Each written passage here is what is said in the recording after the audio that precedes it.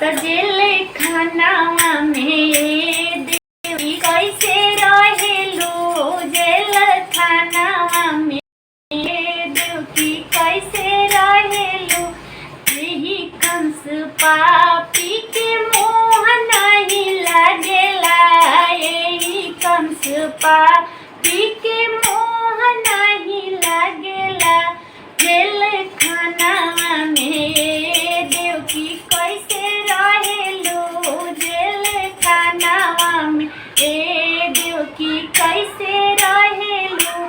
पहिले तू रहलू सखी महला दू महला, पहिले तू रहलू सखी कोठावा अटारी में। जेल खानावा में सखी कैसे रहेलू, जेल खानावा में सखी कैसे रहेलू। जेल खानावा में सखी दिन काटिला, जेल खानावा में सखी दिन काटिला। तेरे सुख ही दुख सखी सब हवे साथी, सुख ही दुख सखी सब हवे